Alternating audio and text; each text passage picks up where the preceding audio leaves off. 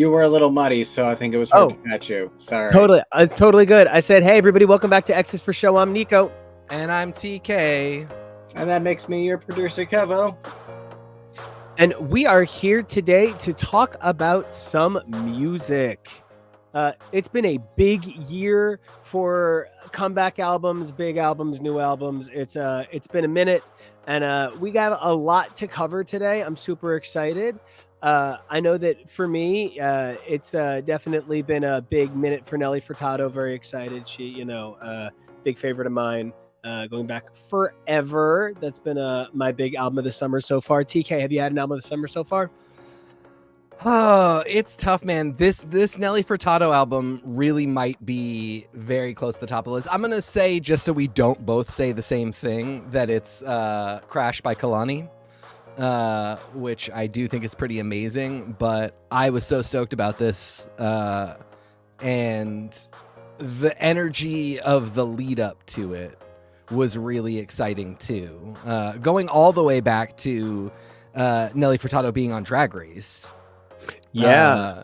Doing Eat Your Man, being on Drag Race, just kind of coming back into herself as a different kind of pop star. It was clear we were going to get an album at some point. She'd had The Ride 2016, 2015. Yeah. I feel so bad because when you're talking about like Nelly, not everybody's like a Nell Star boy, but if you go way back, there's plenty that's popular. But when you get to like Spirit Indestructible, you kind of start to lose a lot of her fandom. Though I think part of it has to do with the fact that she released Miplan between the two records, between Loose and Spirit Indestructible. I want to say we were producing Kid Riot, so it had to be like 2016-ish, 2016, I mean. The Ride had some tracks, and I remember some of them, but it was not a record that I kept in repeat. It definitely wasn't a record I kept in repeat, but it reminded me that, like, she was everything. Nelly Furtado has been everything the whole time. She was not...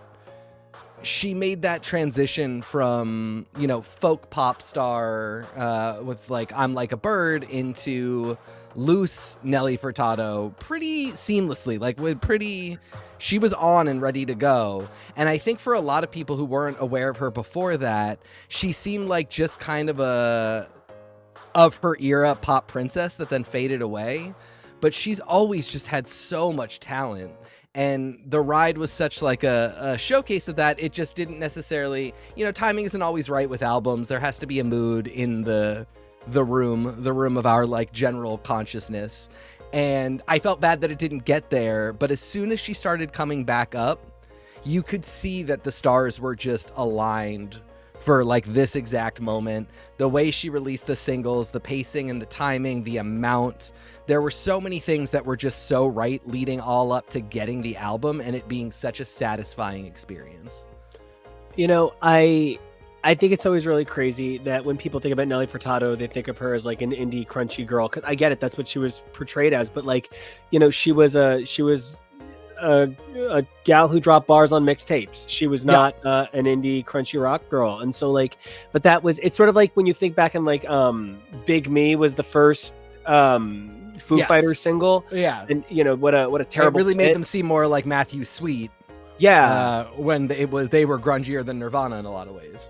So Kevo, I know you do not stay big in the cultural zeitgeist on music. That is not where you live. You live in the intersection of pop culture and music. So like you've had a Brat Summer and you knew that Lady Gaga was going to be Harlequinn, but you actually have a special relationship with the Queen of the Summer.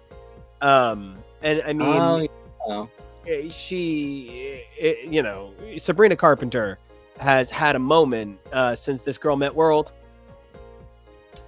Yeah, that is specifically where I know Miss Sabrina Carpenter from. Let me bring a graphic up here for us. Girl Meets World, where she was the new Shawn, basically. And there was a time where I believed if the Meets World franchise returned, I feel like her character was meant to be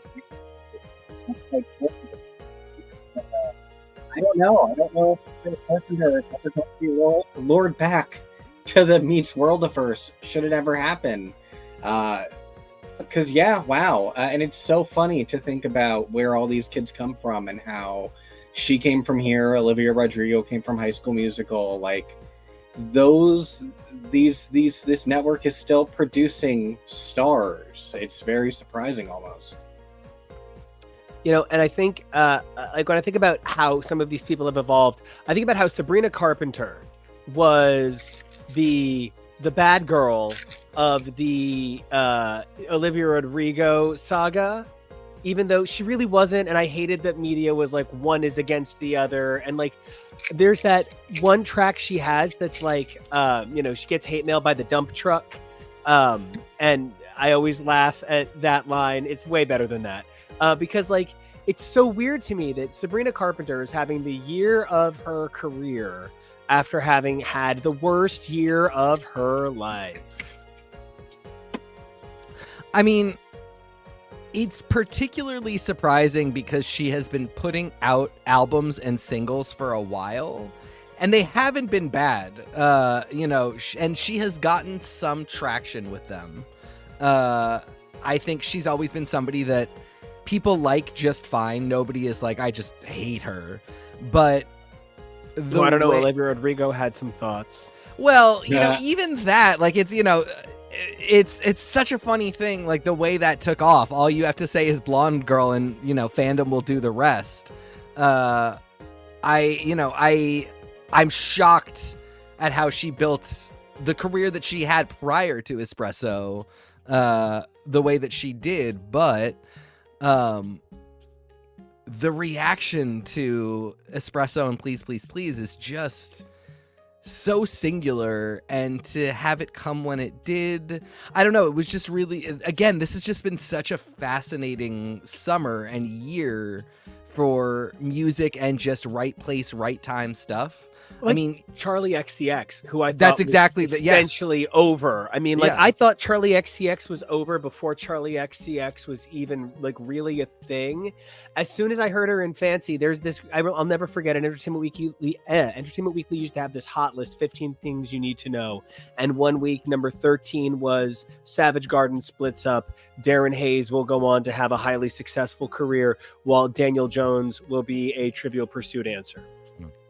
And I constantly think about that, because that's what I thought was going to be the case for Charli XCX when she appeared on Fancy.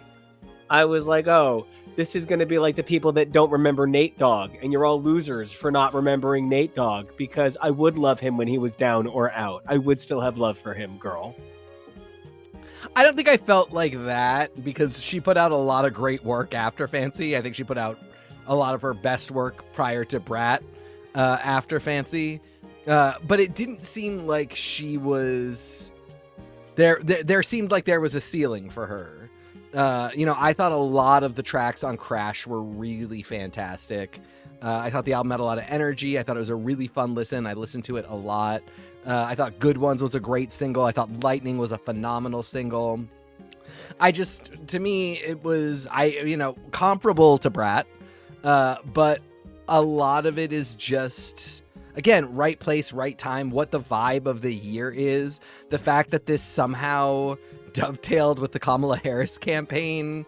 Very simple things like a word and a color, like simplifying theme stuff, as opposed to one square below in this musical Hollywood Squares we've got.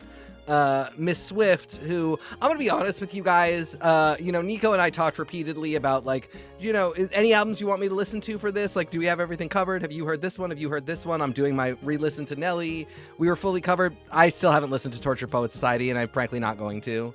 But the theming for Tortured Poet Society and the era, whatever we're talking about, did nothing for me. I have no interest in studying it academically. Again, Brat is a word and a color, and people ran with it to the ends of the earth. And I think it just kind of shows that, like, again, it's kind of a vibe of the summer. Like, people just wanted to be given a couple starter clues, and then they would go on their own adventure. And I think part of what makes that work so well is that the music has a focus behind it. I was reading an article on, I think it's Music Radar, that was like in the 80s, 178 weeks were bands for number ones in the UK. In the 90s, it was 143. And now it's been 3 weeks of like the last 10 years or something. And like, I think it's because we love an artist. You know what I mean? Like Charli XCX comes back and is like, oh no, I'm Brat. And I'm not done. And I have more to say. And it's so much about like the sound of the vibe. Because one of the things I love about Brat is it feels like one big album.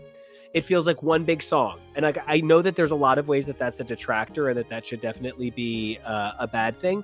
But it reminds me of Shura's debut, which not enough people dug. You're all crazy if you didn't think that that was like the fucking best thing out of Sweden that year. You're just nuts.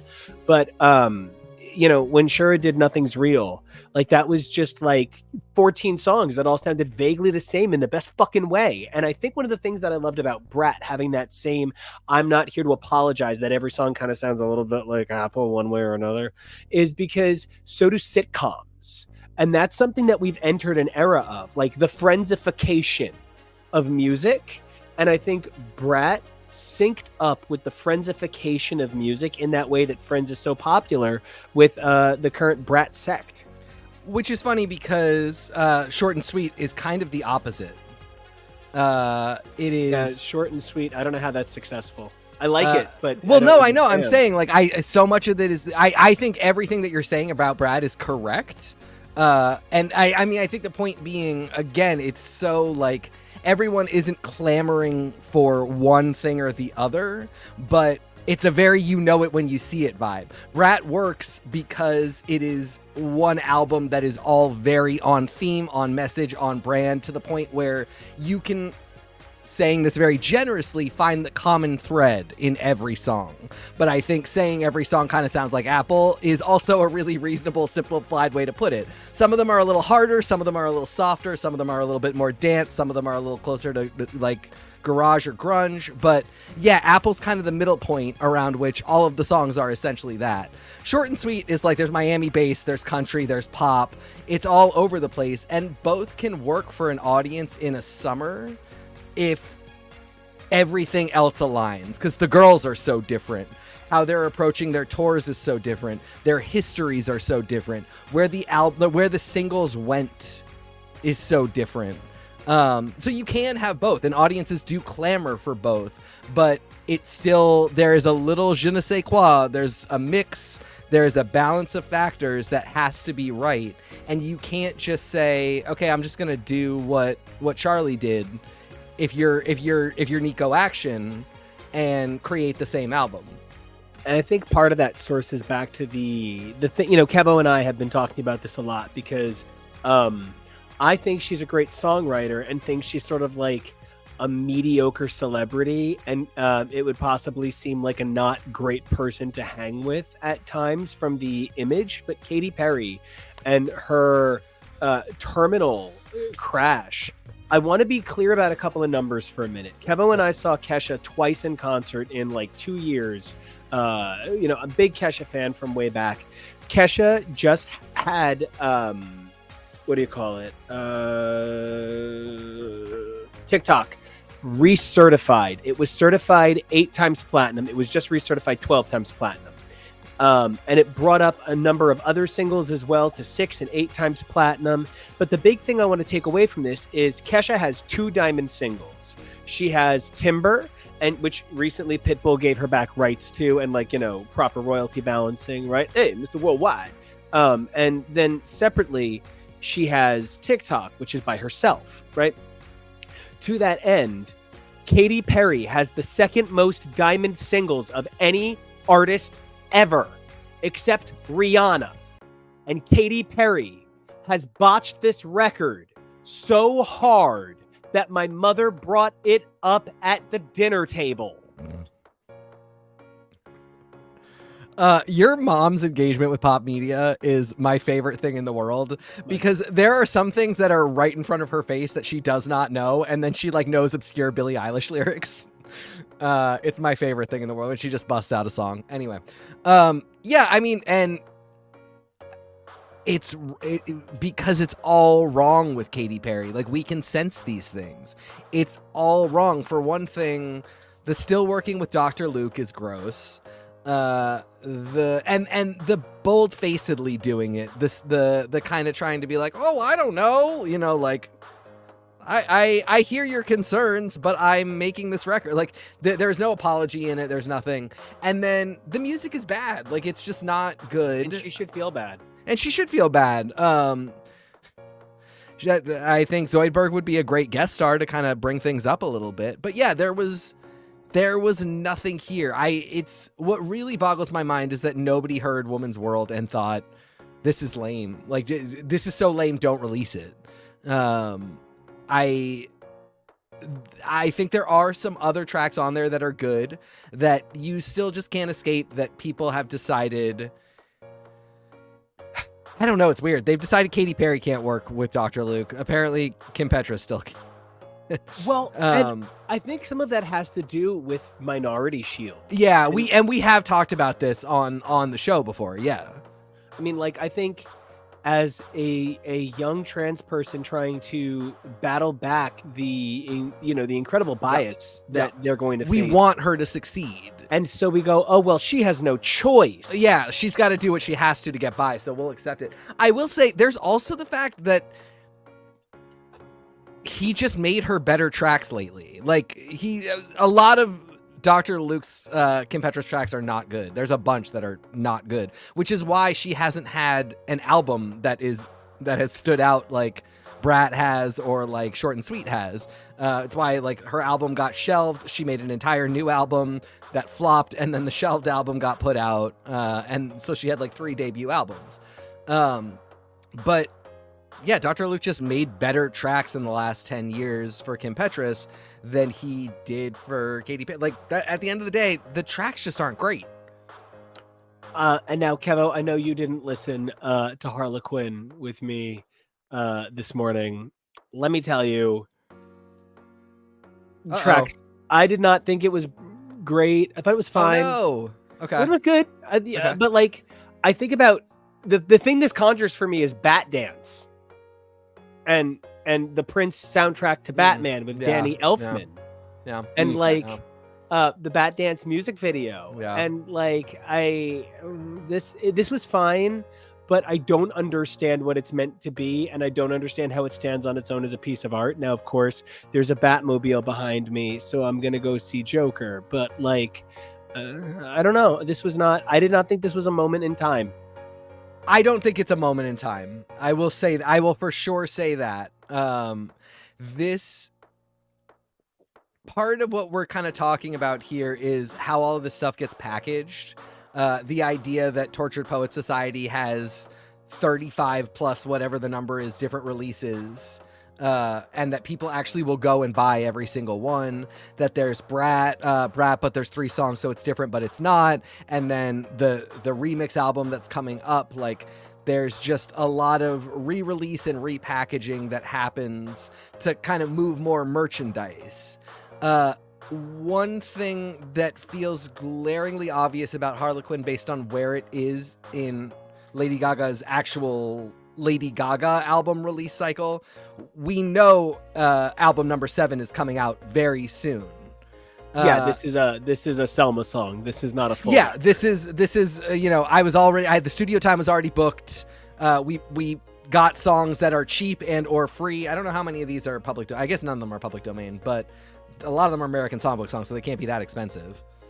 And it's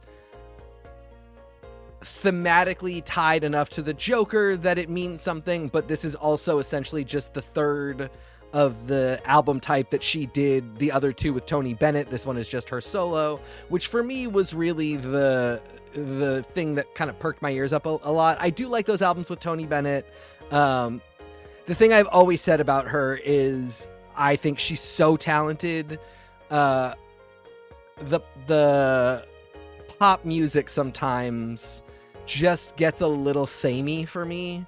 And especially because I have been listening to her since literally day one, since NYU, talk about how she is like the artist, and everything that she does is art. And just the thing I always go back to is her talking about how her appearance on Gossip Girl was going to be like high concept performance art, and it's literally just her lip syncing like paparazzi, and it has nothing to do with her. It's like Blair being like, I have to figure out how to make sure that Lady Gaga gets to the Greek on time, and there's no performance art to it at all. Like, there couldn't be. It's an episode of Gossip Girl. And she just constantly has this thing where she's like, what I'm doing here is art that's never been done before. And then the song is Born This Way, which is just express yourself. Still a great song. She's still awesome. I love her. But then you're like, it's not really what you said it was. It's just great pop music. So I always appreciated when she would do something like Standards, because it did show a solid amount of versatility of performance and of her voice. I kind of agree with you insofar as I don't really know what this is for and where it kind of fits. I appreciated the attempt to actually try out a bunch of different music styles and vocal styles, and to have a little fun. I love the idea that she was in it to have fun, but unfortunately, because it bears the name of another project she's on, it's not fun. It was not for fun. It was for money. Yeah. This was, I don't know how this isn't going to be one of the houses at Fright Fest when I go to Six Flags this summer. So, it's just a little tough for me because I love the art of Lady Gaga without ever really loving the music of Lady Gaga. And I think that has to do with the fact that when an artist is so all in, when the idea is that the art is more important than the individual moment, it's about creating this experience. It's a Danielewski book. It's a Philip Glass record.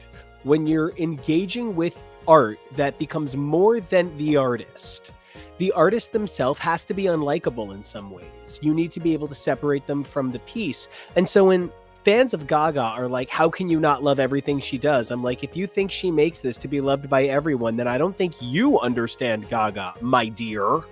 And so I'm fine with it. She's got a big old donkey dick. She's not worried about me. And girl, wear your Muppet suit. Any highlight tracks? Oh, sorry. Go, Kevo. I love that story is making the rounds again, by the way. That's one of those funny things that as time goes on, you really more and more see how cyclical news items become, and a whole new generation is discovering that clip and her standing by it being like, yeah, I was saying my gender didn't matter even as far back as then, even when I was wearing the meat. Yeah, I mean, and it's still relevant today. It's still the type of thing where people ask the question and talk about it like it's an insult to have had that suggested, and the fact that she embraced it and was super cool about it. There are things like that I will always make me love her. It's funny. I do see her as kind of weirdly unlikable, or like weirdly willing.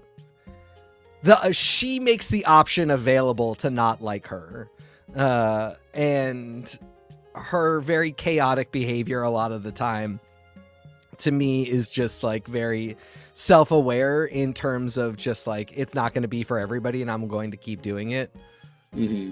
And to answer your question from a moment ago, I'm a big Schwartz guy. So big Schwartz. I'm going to say That's Entertainment. That's a big one for me. Not just because of it here, but it's sort of a legendary piece of theatrical music. And Arthur Schwartz, legend. That's Life is actually a long-standing joke between my husband and I. So it being here is just fine. But I also, I'm a big Bacharach guy, Close to You, super lovely. I think there's pieces that I don't care for, like Smile, World on a String. They didn't do much for me. But I thought on the whole, it was a listening experience, and she definitely got what she wanted from me, which was engaging with the streams. I gave her same day streams. So, yes. And that's what and it Mama was wants. the top album on iTunes within 20 minutes, which you're exactly right. That is what she wanted. This is enough loft in the sales for what she can give to the movie. And then again, and then we're on to LP7, which is a whole other thing. So this is kind of just icing on the cake. For me, I really did love the Joker. I love Shirley Bassey. And so that's a tough song to live up to. And I don't know, it worked for me. I thought it was super good. I thought, When the Saints was really fun. Like, I think probably as close as I'll ever get to a ska song by Lady Gaga. So, you know, that's good. I was a little disappointed by the original number. Only insofar as I felt like, again, such an artist, such a strong command and understanding of music and music theory. She's somebody who's kind of like you. Like, you can give her the elements of what you're looking for in a song, and she really can find, like, she can figure out how to put those together. You see her do it a lot, but she doesn't always succeed. And literally the first thing I thought was, I feel like if I put a Joker movie in front of Nico and said, you know, it can't sound like the song is a pop song from 2024, but you need to love it in 2024. It needs to be kind of both timeless and of a particular like time that will reflect the aesthetic of the film. It's a complicated assignment, but initially I was like, if I said all this stuff to Nico, he could produce exactly the song that would be needed. And I was surprised. I mean, I know part of it is that it's a Blood Pop production, and I feel a little weird about Blood Pop as a producer. So I don't know. I would have thought it could have really hit for me if the original track had been like one of her greats. You know, I think Blood Pop had worked with Gaga on Chromatica. Yeah. And so I think the history there, when you're looking to recapture soundtrackery, yeah. You know, she won the Oscar for Shallow. I don't know if she won the Grammy for it, but you know, there's a lot to be said. Oh, and then I think they did work on Joanne. But like, you know, it's one of those situations where when somebody has a regular collaborator that they go to, it can kind of affect the outcome, which is actually how I felt early on about the tracks from Seven. Nelly had dropped a track last year with that was Timberlake. Eat Your Man with Dom Dalla. It didn't really tear up the charts, wasn't the moment, which actually reminded me about the fact that like 10 years ago, before Mariah relaunched with Me, I Am Mimi, the stupidest album title ever, she had dropped a couple of stupid singles, and some of them wound up on the extended edition of her record, but one of them in particular, not great, and didn't wind up making it onto any album. And it's one of those things where like you could hear she was trying to work with the same people, she was trying to have that same collaborative energy, that same moment. And I don't think it always works out when you try to keep the same relationships going past where they make sense. Yeah, this is okay. I said I was going to time it out, see how long it took us to bring up Tori Amos. And it was me at 28 minutes, 36 seconds. Great example, Tori Amos, who has worked with the same, you know, production team since 1998. And has released in that time some of yours and my favorite songs, albums, moments. But sometimes I think we talk a lot about how we just wish somebody else was in the mix some of the time. And yeah, I mean, like, this is, I think for Tori Amos is unique, and that's a machine of music production and generation and idea generation that works for them. But for somebody with a focus on pop that needs to stay relevant to the cultural zeitgeist while being distinct to the artist, I do think sometimes you really do have to, if you're not going to like just do all the production yourself, you kind of have to impress me with your choices. I'm totally cool with, you know, any artist doing the Beyonce, we hired 27 people to make this track. I think it's a little much at times, and I know a lot of those people don't get paid and treated the way they ought to. But in concept, I have no problem with the idea. But then you really better impress me with the choices, because that's what you had to bring to the table. Like, you had to pick the right people to make this. And I think, you know, that's a perfect example of Happy Mistake. I just wasn't impressed with the song or the production. It's not bad at all, but it's, like I said, it doesn't really, if it's the one original track, it doesn't have any identity that I'm just like, I will remember this. I will remember Joker. I will, like, this is a single that speaks to everything about this. It just kind of is. Well, and I think that's sort of what sucked so bad about Justin Timberlake's failed comeback, which I actually think this is his second failed comeback, and all of you fuck yourselves for thinking this is his first failed comeback. Yeah, because Man of the Woods. Man of the Woods was a flop. Yeah, complete flop. And we have this habit of looking back and going, no, that wasn't a flop. It was a different kind of Do you know why? Yeah, no, I think it's because it's the way that people remember Michael Jordan's baseball era. We're like, oh, but something different, it's fine. Yeah. Or, for some of us, it's Joey Rachel. Like, I'm a Joey Rachel guy. I don't get Rachel Ross at all. And so, some of us like that weird other era. There are artists that I only like specific swaths of. And I feel like with Lady Gaga, that's a little bit easier than others. I feel like with Nelly Furtado, that's pretty hard because Nelly Furtado across the board kind of always sounds the same, not in a bad way, a hugely complimentary way. Charli XCX kind of always sounds the same through the popular lens of production at the time, whereas I feel like Nelly Furtado can't get past 1997, her favorite era, even though she was not yet making music.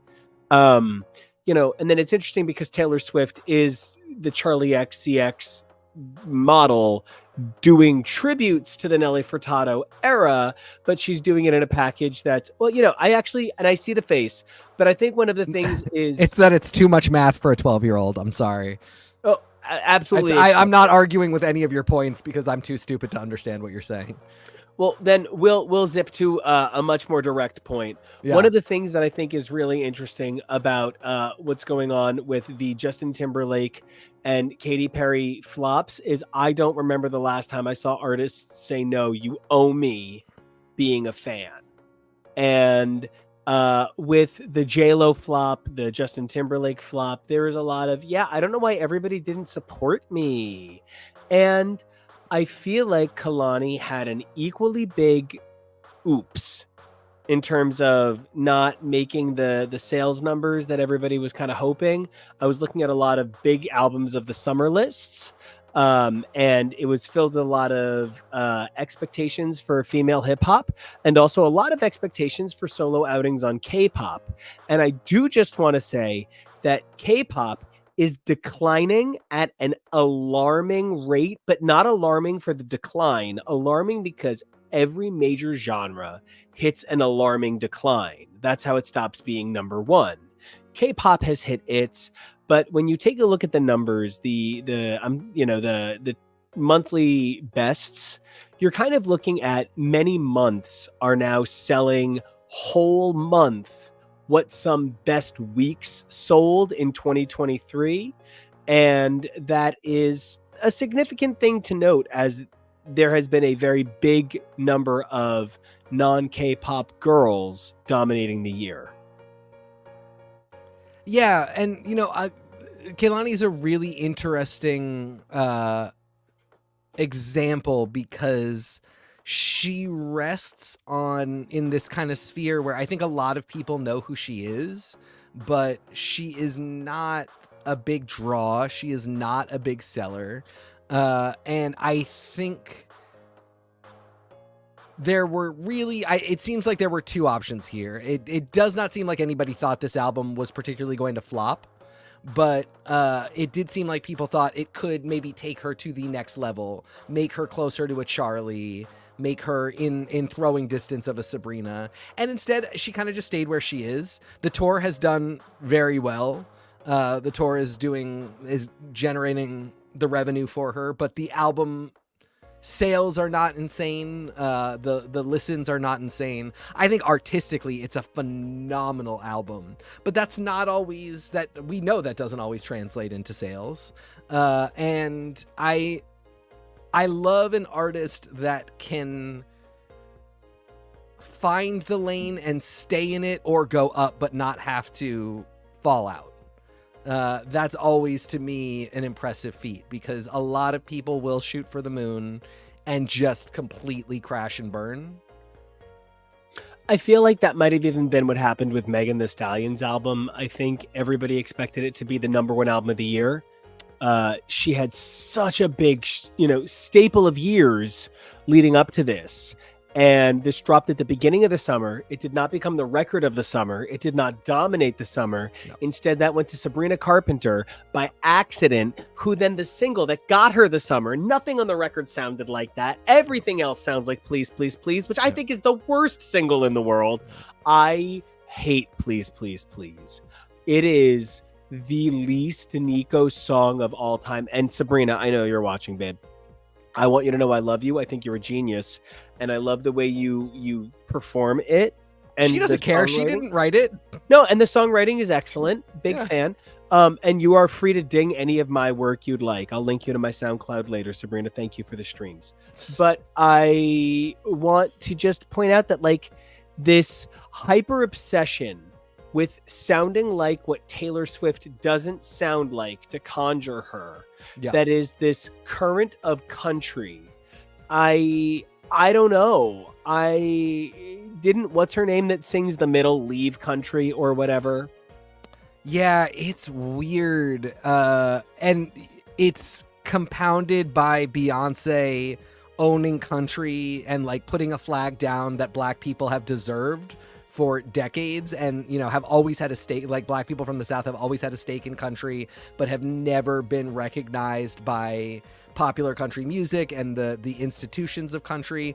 But what it has meant then is that we're all kind of suffering through country when we wouldn't necessarily otherwise choose to. And not just like, because if there's a Beyonce thing happening, we're all like in the splash zone. Like it's because the fact that when Beyonce does country, we're all in the splash zone means that all of the culture vultures are going to go, okay, how can we capitalize on this? How can we turn this into 25 different artists, 25 different albums, tours? Let's get, let's give the Hawk to a Girl a podcast. Like it's, as soon as there is a thing, somebody's trying to figure out how to turn it into, corporate shareholder value. And it does often result in these musical trends that just get a little exhausting. They really take us to, it's not even lowest common denominator. It is dumbest common denominator. Like not for the dumbest person in the room, but the dumbest idea possible. It's, for me, it's almost like they hit the entire world with a time reverse, because like one of the things that I think people kind of forget sometimes is the delay on releasing records. Yeah. And like, so Cowboy Carter was finished before Renaissance. Renaissance came out so long ago that Renaissance was done with its first single, Break My Soul, out long enough that Break My Soul was the opening lip sync to RuPaul's Drag Race Season 16. So now you're talking about an album that has been out for over 2 years, if not 3. And Cowboy Carter was finished before Renaissance came out. Yeah. She only chose to release Renaissance before Cowboy Carter because she felt Renaissance was more uplifting to the general public than Cowboy Carter would be. So now, and again, vibe of that moment that wound up being the moment. Accidentally correct decision, because it could have, had she flipped them, it's possible we all just would have been like, I'm not in the mood. Exactly. And we wind up with this moment that is Cowboy Carter. Yeah. With the entire world having 4 years to know that these producers were thinking in country and working in country and researching country. Yeah. And Dolly Parton talked about her Beyonce collaboration as far back as 3 years ago. And like, we're looking at a world where so much of the development and the production forethought is related to how long music can take to come out. And to that end, I also want to talk about Normani's second album, because that was the other one along with Megan. These were two that I was pretty ride or die for the release, and I really wanted to be there to support two artists that I think are incredibly talented. In the case of Megan especially, I think she's a great person. You know, as a celebrity, she puts out a lot of really positive energy and uplifting energy, and is really good to people. And we got a comment from Adelaide94. I love Meg's album and I've been waiting years for Sabrina to blow up. Finally, her new label got her there. Yeah, I mean, I loved Megan's album too. I just immediately could see it was not going to be a sales hit. And again, you know, like I said, Kehlani's album is my favorite album of the summer, but it's financially not huge, not great. I'm sure her label wish it had done better. Megan lucked out in that she got 2-3 really solid sounds in social media out of it. The biggest one being Star. You know, she got a full TikTok dance out of that. It got everywhere. That's a great thing. That option exists to keep an artist's profile at a certain level is a very interesting fact of music today. It is not the same thing as album sales. And ultimately the album just, it didn't get there for her, which means she kind of has to do the thing that we see happen so often, which is weirdly go back to the drawing board, because even though the talent is there, the thing just isn't happening financially. Normani, it took 5 years to get this album out. Wild Side, which is the best single on the album, still was out in 2020. I feel like I was listening to it before COVID hit, but very soon after, if not. My favorite thing in the world, there's this Twitter, there's this meme. It's this dude who every year screenshotted himself being like, it's been 2 years and this album still hasn't come out. Been 3 years and this album still hasn't come out. Been 4 years and this album still hasn't come out. People were really waiting for this. And again, I think talent-wise, off the charts, fantastic. Couldn't find you a single in the mix. I thought actually, I mean, Candy Paint, which is the single, is great, but it's barely there as a single that's gonna compete with the list that we have in front of us. And the other one is Wild Side, which is used as it's done. You can't go back to that. So, you know, it took 5 years to make this happen. And I don't know in this case if it would have been better if it had come out in 2021. Like if just the vibe would have been there for the nation to welcome Normani with open arms, or if this just was never going to be it. But I can tell you 5 years is a really long time to wait, especially when you have already released your best single from the album 4 years prior. And I want to, on that topic, talk about something that really struck me crazy as I was looking at this list, as I was doing the research. If you take a look at the numbers for Katy Perry's streams of songs like I Kissed a Girl, Teenage Dream, they are septuple and octuple the streams on her new singles. If you take a look at the streams on Nelly Furtado's album right now, they're fine. They're fine. Okay. I tweeted my review of this record and it semi blew up, and very grateful to the entirety of South American Nelly Furtado Twitter for embracing me with open arms. I one time Are you going to Brazil?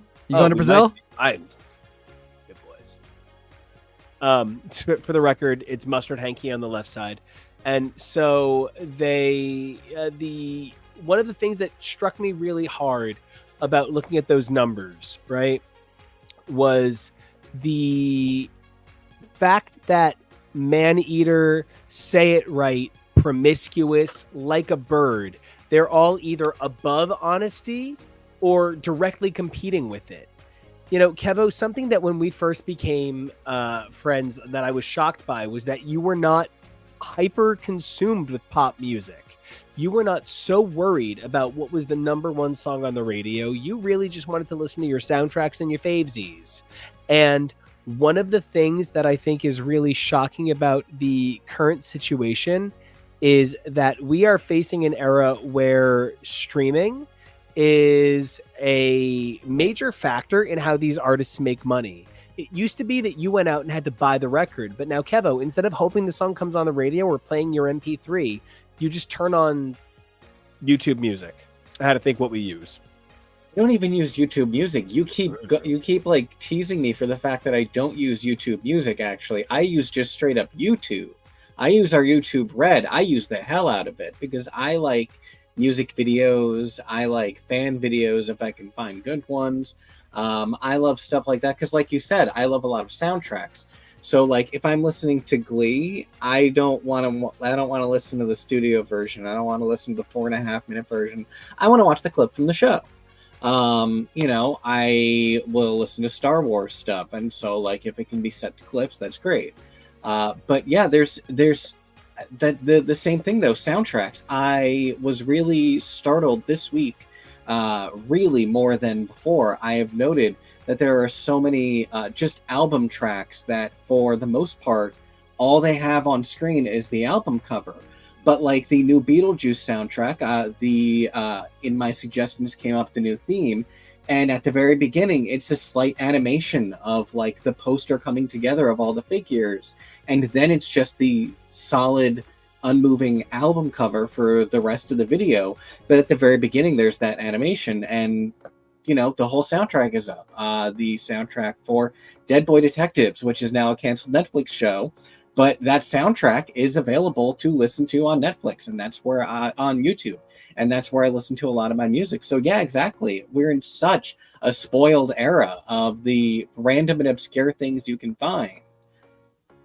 I just need to say, speaking of the way music affects movies, I'm going to see Joker. I saw Beetlejuice on a date. I had a great time. Fun, good time. But having to sit through a thematic production of MacArthur Park will forever affect my brain.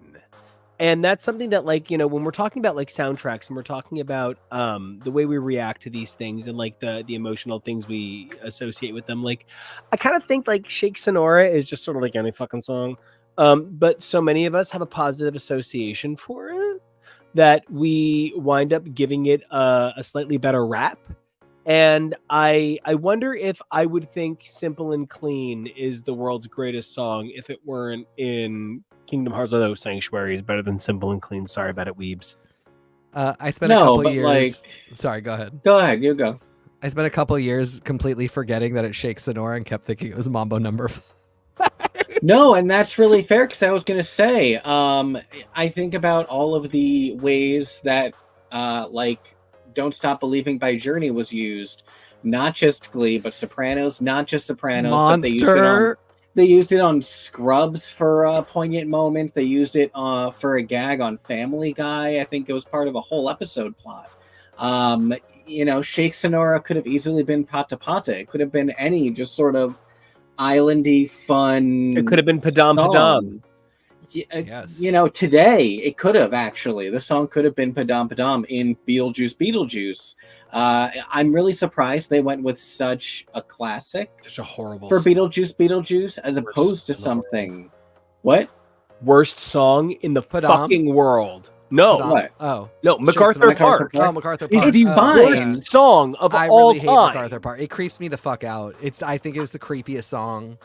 I'm surprised it wasn't even at least like 90s, like still retro to today. right. But like MacArthur Park is Actually, so old. Mambo Number 5 would have been great. I don't know if it's peppy enough for a number like that. They would have had to. No, it's too peppy because it was the original slow acoustic version, not the dance mix of MacArthur Park. Oh. And what about Scatman by Scatman John? No, too high beat. That would have been too peppy, and but I would have loved just that. Say, listen, I actually think MacArthur Park is about Return of the Mac. A wedding outside, and it begins slow. raining during the wedding and ruins the cake, and it is a metaphor for the fact that their relationship was destroyed by this horrible moment, and it will never recover. No, that's the video for November Rain by. No, that's Axl Rose slowly succumbs to heroin poisoning. Wait, is it funny or is it serious? I think it's metaphorically sad. Oh, the scene? It's funny, serious. Funereous. It's okay. It's sounding weird, but okay. I mean, it's Beetlejuice. I need to see this movie. kind It of. was fine. I really appreciate that everybody in the film has basically come for Catherine O'Hara, saying it's really lovely that she showed up to play Moira Rose again. And the original character was completely unrelated to that, and all of the emotional beats are off in the film because she plays Moira Rose instead.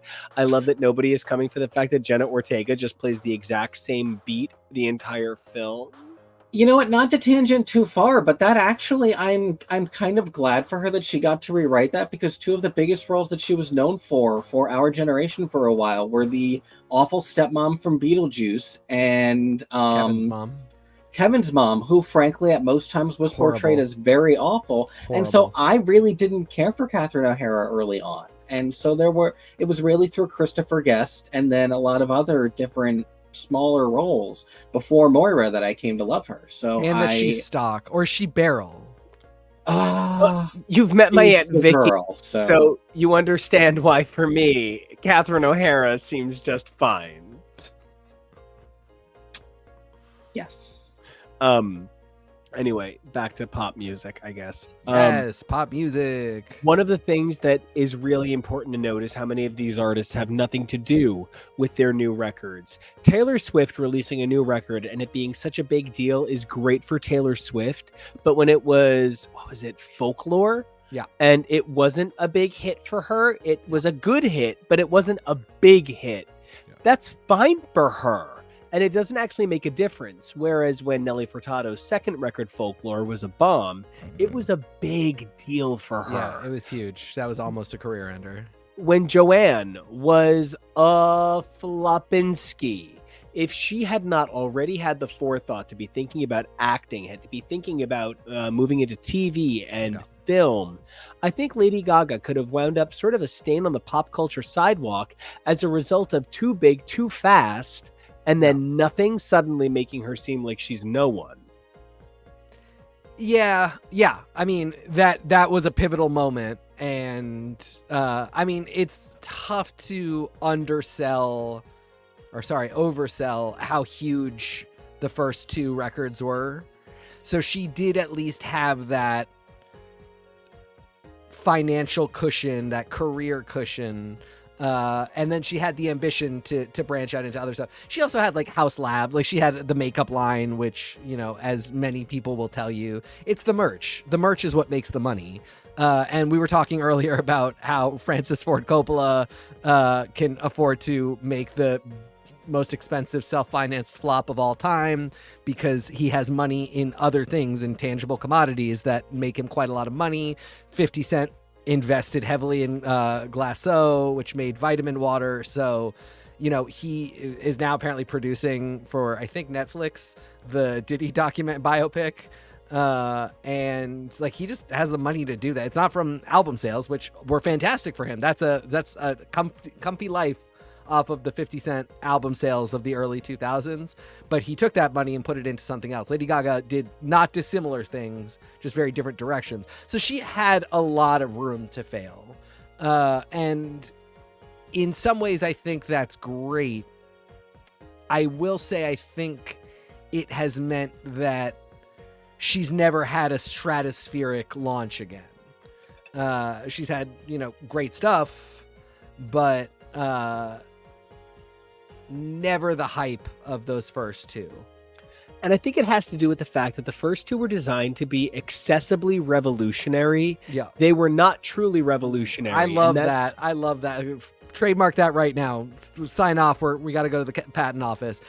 Accessibly revolutionary is such a good term. Keep talking. I'm sorry. I love that. They were meant to be albums that made you think you were a part of something new, daring, and exciting, when what they were really a part of was tradition and cultures that were private traditions and making them now public traditions. So it was this idea of taking the experience of the queer identity, the house identity, in many ways, an appropriatively Black identity and an appropriatively Hispanic identity, and repurposing it for the white dance audience. Now, like, one of the things is I love going to Asbury Park and having a great time at Paradise at the Empress, but that means that I'm partying with a very specific type of person, which is very different than if I go to a club in Newark, right? And so when you're taking a look at this bigger picture, Gaga sought to bring this idea of the Newark experience to the Asbury crowd through Madison Square Garden. And she had this big picture. She knew these songs would perform on a big stage. I think she's no longer worried about securing the big stage. And as a result, she's just concerned with continuing to make music that secures further dates on the big stage. It no longer has to be revolutionary. At this point, just evolutionary of the previous commercialization. And I think the residency really speaks to that. What a great, convenient thing. Especially if you are a Los Angeles-based musician, you're a stone's throw away. The money is fantastic. It's consistent. You don't have to tour. Particularly this last one, which was, again, these kind of American songbook standards, and which she does fantastically. I don't want to downplay that, but you're exactly right. It is, how do I keep this whole thing moving and like adaptable, but not have to force myself to be a flash in the pan, like to generate a success that you kind of can't. It has to be a stars aligned thing. You can't hope to just be the best artist and make it. It's such a weird conversation. A friend of mine who is super cute dude and a fellow musician who I'm looking to collaborate with the next couple of months. Keep an eye out. He was saying to me the other day that he sometimes feels like no matter how much talent you have, it's still a numbers game. It's still a luck game. And it sort of is like, if you don't have the talent to get to the table, then it's going to take a miracle. But once you're at the table, you think, because you grow up in a town where 8 people have the talent to make it, you're up against 8,000 people. You're up against 8 million people. And so you wind up in this situation where the Gagas are continuing to outsell the Nelly Furtados. And it's crazy because Like a Bird was a 1 in 8,000 success. It was a 1 in 8 million success, really. It won a Grammy. I remember she brought her Grammy with her to TRL. Like, that's significant. And most of her big singles were before Lady Gaga's first single.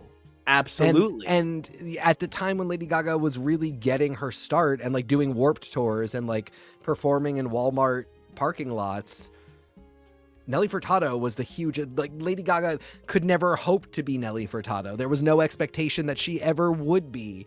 There's this great clip of her going and hugging David Archuleta, who she is opening for. And look where we are today. Yeah. If you guys want to know a weird little fact about me, I have performed David Archuleta's Crush to a captive audience of 600 in Walt Disney World. That's right. It was the Chain and Crush. Yeah, I did the Chain first, right. Yeah, I would. If you don't love me now, you will never love me again. Always remember that. But other than my Stevie Nicks cocaine fantasies, one of the things that I think is so important to think about when we're talking about this year in music is that this year in music had so many big releases, but I don't think it had as many new artists. The last couple of years have been dominated by who are really new voices in so many exciting, eager ways. But I feel like new artists are not concerned with the big charts. They're concerned with TikTok streams, which is great.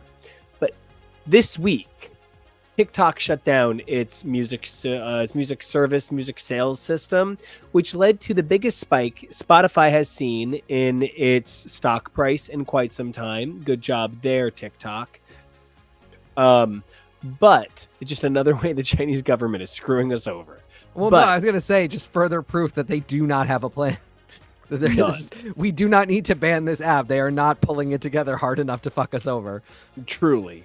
I just sort of feel like we're looking at a unique situation for a lot of this discussion, where the other thing that I was kind of shocked. There are currently Hang on, we lost you at shocked. Go back to shocked. I am currently shocked that there is no way to listen to a number of Nelly Furtado's originally commercially released songs. Yeah. They are not available on any streaming service. And this was something I was talking about with Kevo on my way to the gym this morning, or on the way back from the gym, right? I forget. We were talking about how back in a million years ago, you would buy it, you would play it, you would rip it, you would put it on your MP3 player. But one of the things that shocks me now is because I'm a stream guy. I use streaming services. If I can't find it, it's gone. Yeah, there are other specific soundtracks I was going to say on that subject. I can't get a really good edition of the Power Rangers movie soundtrack. I think it's the score for Cruel Intentions or something. Like there are small things here or there that I have hard file copies of that are not really available anywhere conveniently on the internet streaming. Yeah, I have a few things in my collection like that I'm very proud of, and it's why I run my own music streaming server, because I want to make sure that I've got access to all the stuff that I want. It's really funny. Like, it's for the longest, the best example for me. It's now this year finally fixed, which has made my running game just through the roof. But Alphabeat's second album, The Spell, which I think is one of the greatest pop albums of all time, was not available on any U.S. streaming service for years and years, and just I'm sure there's an identifiable reason if you go through all the contracts and deals and everything. But as an end user, you don't really care. You're just trying to get to an artist's catalog because this is how we do it now.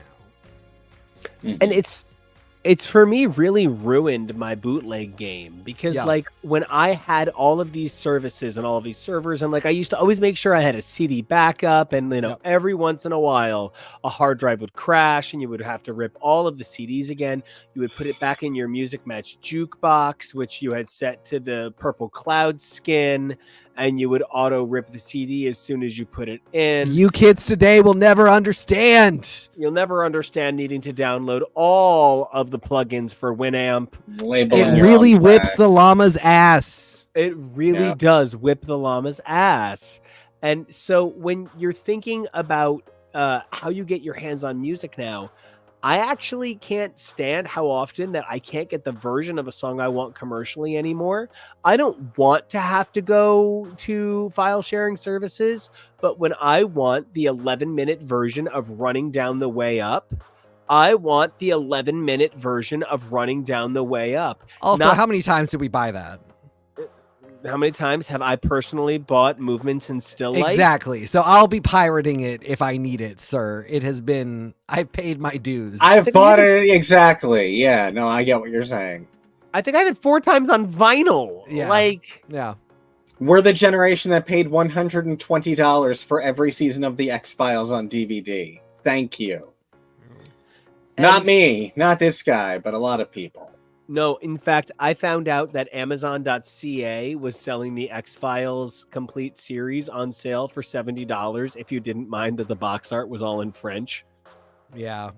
There was back in the day, there was a lot of that. Just, they're right over the border. We might as well. And it made me feel very Scott Pilgrim. Well, and, to kind of latch onto the X-Files for a moment and feeling sort of Scott Pilgrim, not really the latter.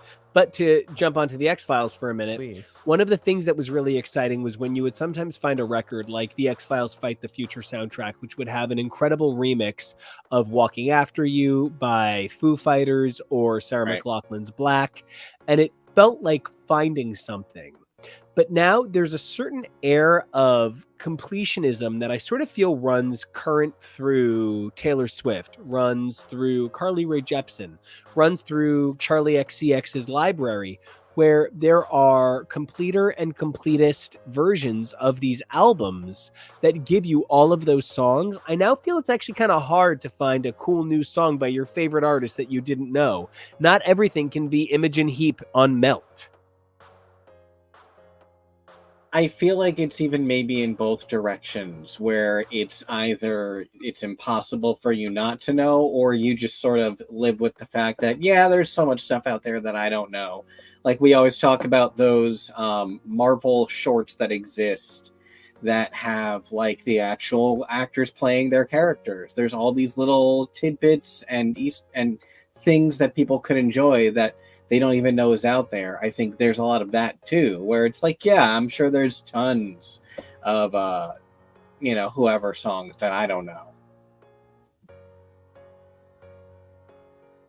And one of the things that this summer of music has really had on my mind is thinking about why some of these artists have stuck around and are still releasing music. Like, if I were Madonna, I would not do another album for the rest of my life. I would wait. I would do a goodbye EP. I would just find a way to very handsomely sign off. Hold on. I just want to say, I think that somebody is watching slightly behind and just got to love Dead Boy Detectives. We love you, a nameless patriot. I flashed it in the comments, I think. And, that's even kind of what I think we're talking about. We're talking about music for the Netflix generation. The Netflix generation doesn't worry about what's on Thursday at 8 p.m. They worry about when they get home, what can they hit play on? And I think when you're talking about Nelly Furtado, Charli XCX, or Sabrina Carpenter, people want to hear their favorite songs. Now, for Lady Gaga, it is not going to be the tracks from Harlequinn a week from now. For Taylor Swift, it's not going to be the tracks from Poets a week from now. For Charli XCX and Sabrina Carpenter, it could be these records. Nelly Furtado, currently, mathematically, Honesty is not dominating, although I think Save Your Breath has sample potential, but I don't know. Oh, try again for me. Nelly Furtado is a really tough one because this album actually is it's the same thing that I was saying with Kalani. These albums are just great. They're really good. As a fan, as somebody who likes to listen to good music, who supports like the artists that I love and who wants to hear them doing stuff, this is going to be one that I really return to.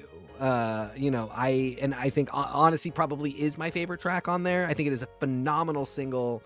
I'm so excited about it. It's on my mix right now. I will absolutely remember it as a song of this era.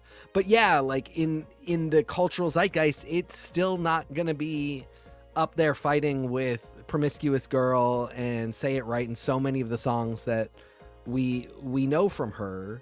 And that's a really interesting place to be, where it's not that, like, I mean, for Taylor, I just think like Tortured Poet Society she's going to release more music, and she's had more popular music, and I think she probably will have at least one album that is popular again. Madonna, another great example. Like, people love some of these later albums that she's done, but those are really the diehard fans, and those songs really aren't competing with the stuff from the 80s and 90s and, Ray of Light and even like Music.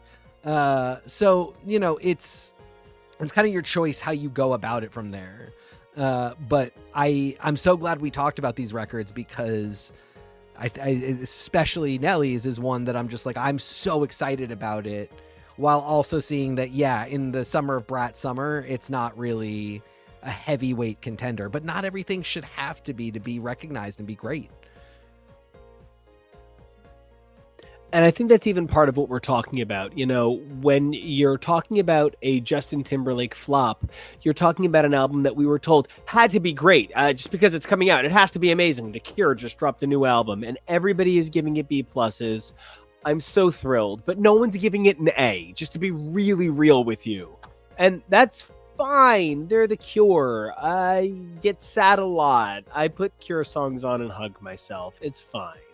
And that's sort of where I think Sabrina Carpenter's new record, everybody was just like, oh, it's the next Sabrina. Oh, espresso. Okay. I think like 40% of people learned how to properly pronounce espresso in this moment, because there's no X in her pronunciation.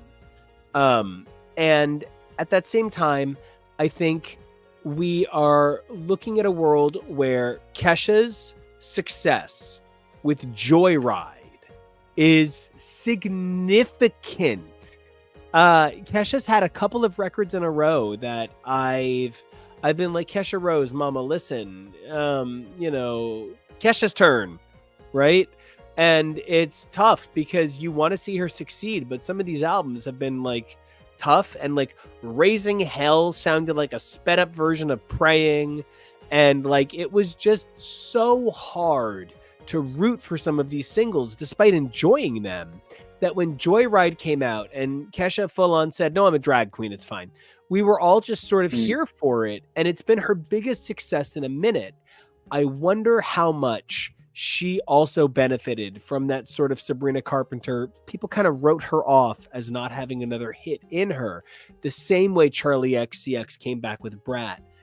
Same way I was kind of hoping for Nelly Furtado, but we haven't seen the numbers yet. And the one thing I will say about Nelly Furtado is this seems like the start of a new era of it's so funny, like they kind of tried to brand her as like a hot MILF the first time around. Yeah, she did technically have kids, but she was like 25, and it's been 20 years. She is now in her mid 40s. She looks phenomenal, and the ride, she was very like, she had kind of the mom haircut. She was wearing like overalls. It was really back to what we were talking about in the I'm Like a Bird video, where she was kind of like, even though she produced other kinds of music, the vibe was very much like folk. It was very folksy. And she kind of went back to that look with the ride, and obviously didn't go anywhere. So she went with what works, which is just being a hot bitch. And so I feel like she might be this album might really be the first step in what's going to be a sequence that needs to get her up to being back in everybody's consciousness as what she is, in a similar way that Charli and Sabrina did kind of have to keep putting out albums until we got there.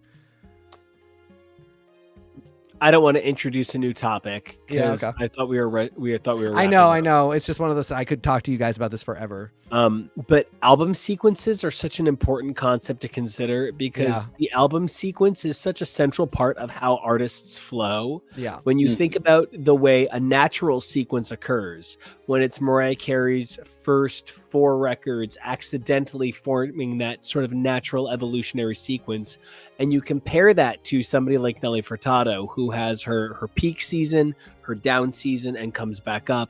Taylor Swift, sort of same thing, up, down, up.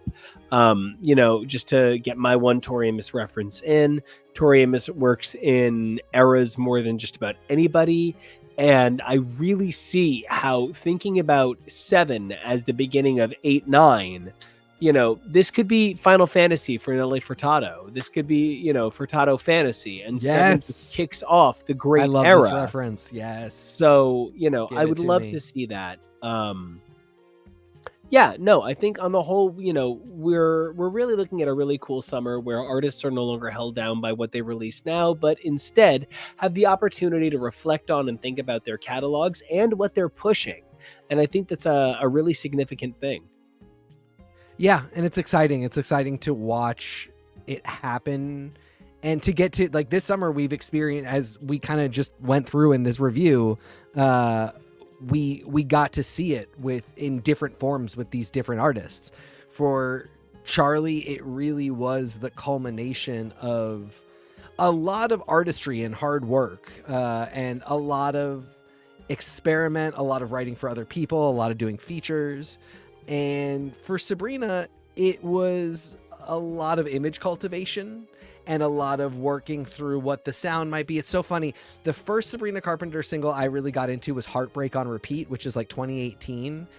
I would say you can't even recognize. I literally was the voice. Like, it doesn't sound like the person who sings Please, Please, Please or Espresso. So I'm just kind of watching her.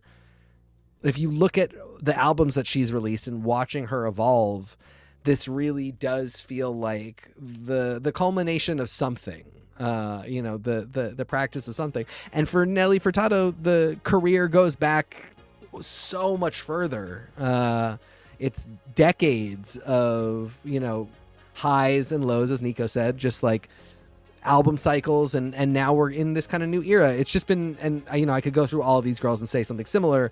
It's been really fascinating watching it happen, and again, Brat being dovetailed with the 2024 election has been insane and wild. I don't know. It's just, there's just so much going on. Yeah, my first Sabrina Carpenter single was Thumbs, the one where she's on the subway car for the music video. And I didn't really listen to a lot of her other music. I just, Was she doing music on Girl Meets World? Like, did they ever have song moments or anything? No, nothing really special, nothing really stand out, especially nothing specifically for her. Like, she wasn't highlighted in any way specifically for her musical talent. And I don't think that she was doing anything beyond maybe the occasional, like they do those Disney Kids Bops, where everyone did a different Disney song. She might have done one of those. I think she did one with the girl from Girl Meets World. I think they even did one together, so that wasn't her on her own. It wasn't until Espresso Was Everywhere that I really even considered her. Hello.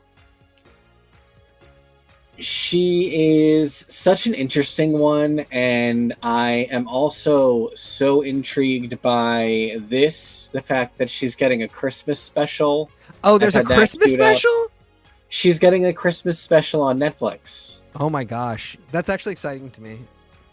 It's just so odd. I hope it's very whorish. I don't know what to expect. Is it going to be super whorish? Is it going to be super whorish but sweet? I don't know. But yeah, no, I'm also excited. So we're probably just going to strap in for that. That probably means a Christmas album. Christmas album is probably coming then. Well, I'm sure I am 1 minute from starting my year-round Christmas podcast, Nico on Christmas, NOX, Nox.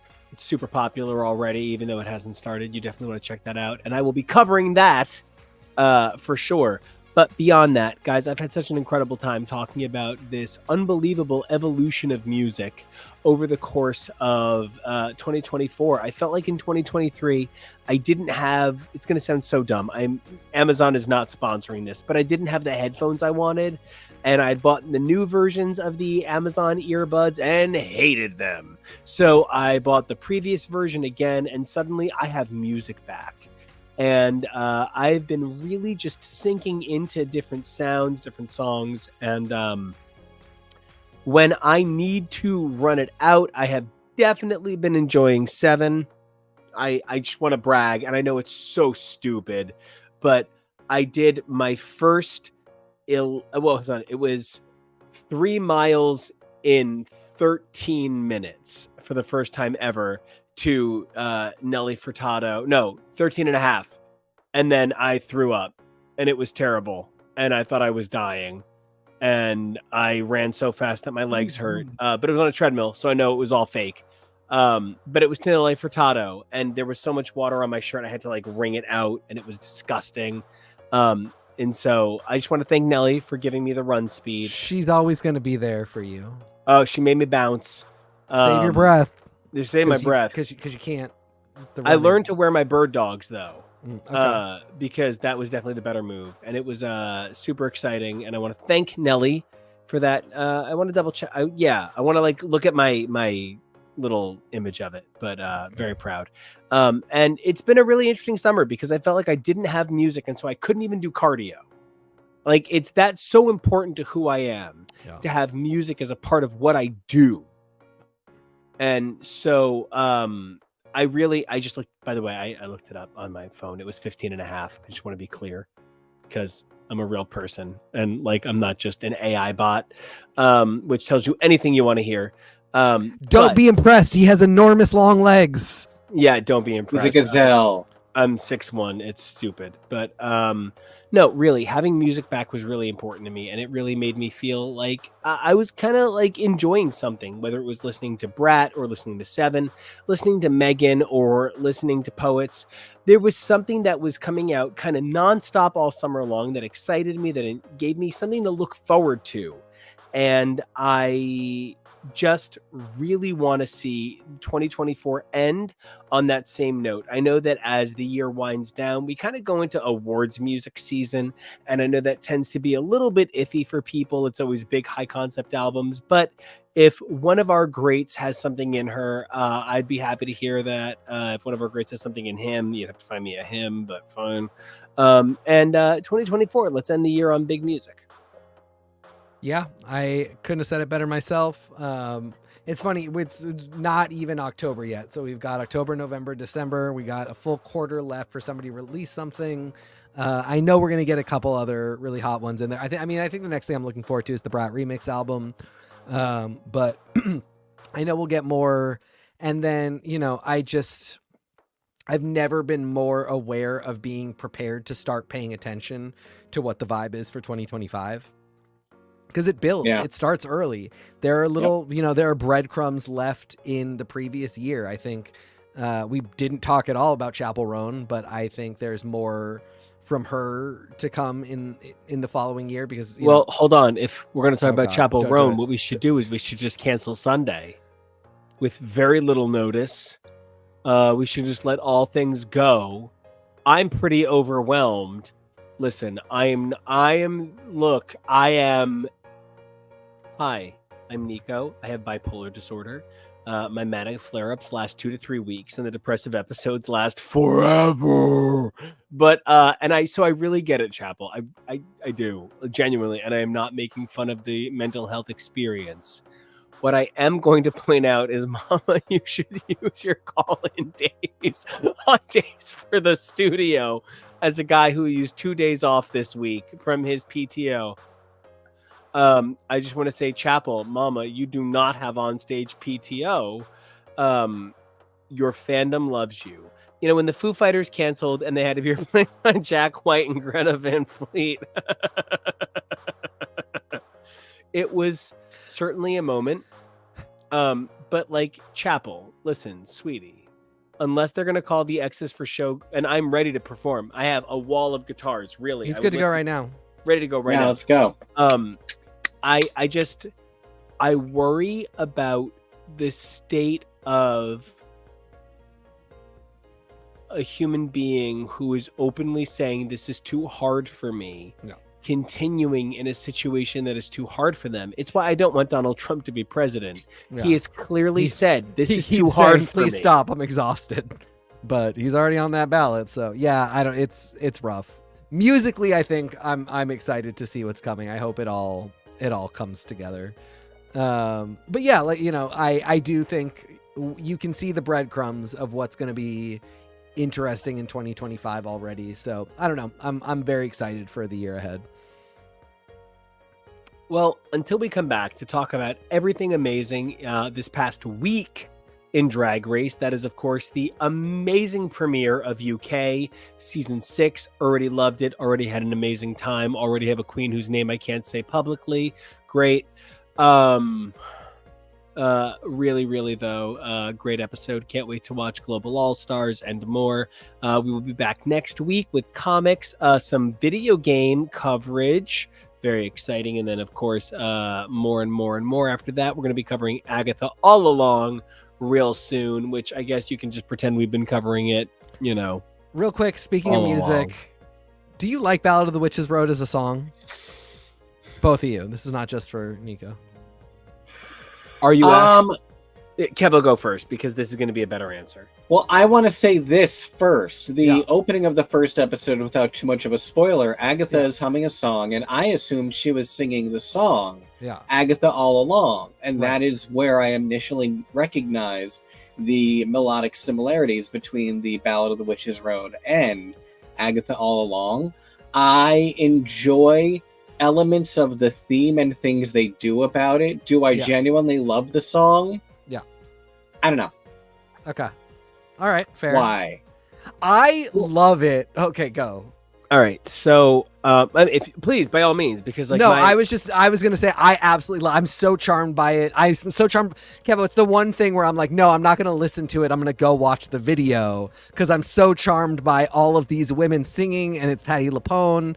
And yeah, I can hear the auto tune, but I still really enjoy it. Nobody that I love is into it. Like Jake is not into it. My mom not into it. Like nobody in my life is really into it, and I'm just shocked because I think it is so fun and good, and even though it is very highly produced, they all to me sound really good. So I just keep waiting for somebody to be as into it as I am, but I'm alone in this.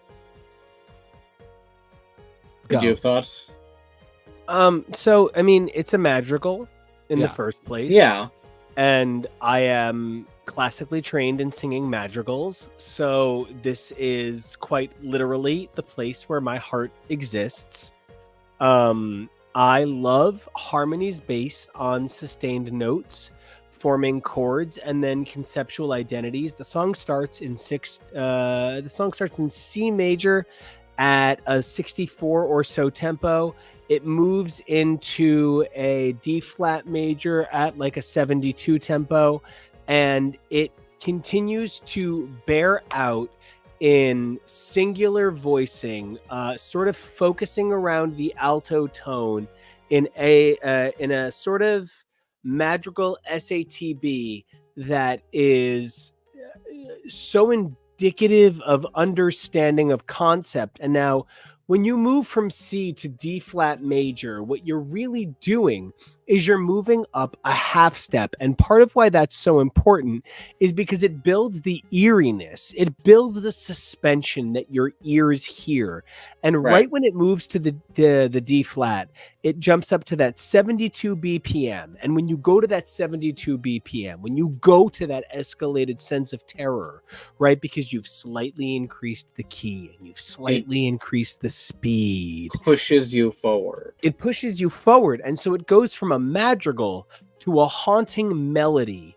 And part of why I think this is probably like the single greatest victory of the show is because on a technical level, its merits outweigh the time it takes. Something that we see so often on television is musical sequences feel masturbatory. They feel eager to appease their own time. You know, it's 5 minutes, so it wants to prove that it was 5 minutes. This is actually probably pretty boring to the average listener. But what it succeeds at is building suspense in a way that people have built suspense with music for 2,000 years by sourcing out classical traditions. I personally think having, Patti LuPone warble a D flat for 2.5 goddamned minutes is the ballsiest thing since Philip Glass left 4 minutes and 16 seconds of dead silence. That all said, Philip Glass still got to score the hours, didn't he? I don't know if that was a positive or a negative. Oh, it's an A+. Okay, cool. I love that. Well, great. Then I've got you. Then I always have you to count on to love the stupid song that I love too. Oh, good. I have purpose. And we'll talk about the show itself in a couple weeks. Well, if you want to hear us talk about the show, or you want to hear me wax poetic about the structure of The Witch's Road, which I am, of course, always ready to talk about, please check us out at X is for Show, X is for Podcast, HTML, and more. And if you want to interact with us individually, Kevo, where can people find you upon The Witch's Road or the Billboard charts? Oh, well, you can find me over at Kevo Really. That's KEVOREALLY. TK, where can the folks find you? You can find me on the socials at TK Elemental. Billboard charts, probably the Bubbling Under Hot 100, mid-20s. Nico, where you got? You guys can find me at Nico Action, NICOACTION. And if you want to hear more of my music, check it out at Nico Action, NICOACTION Music, MUSIC. You guys can check out all of that over on SoundCloud as well. So don't forget to search Nico Action over on SoundCloud. And if you want to hear more about this amazing show, like I said, X is for Show here on YouTube, where you can check out all of the amazing content that you've heard about and a whole lot more in our back catalog. Don't forget to dig deep. But there's 3 things you guys can do for us. Like, comment, and subscribe. That would mean the world to us. Algorithms are tricky. But you know what else is tricky? Life. And you know what 3 things you guys can do for us, for yourselves in life? Number 1, that is stay safe in this crazy world. Number 2, that is be brave, because we love who you are. But number 3, evolve daily, because who you were yesterday, incredible. Who you are today, amazing. But who you are tomorrow, that's our dream. And we can't wait to be there with you until then. So stay safe, and we'll see ya.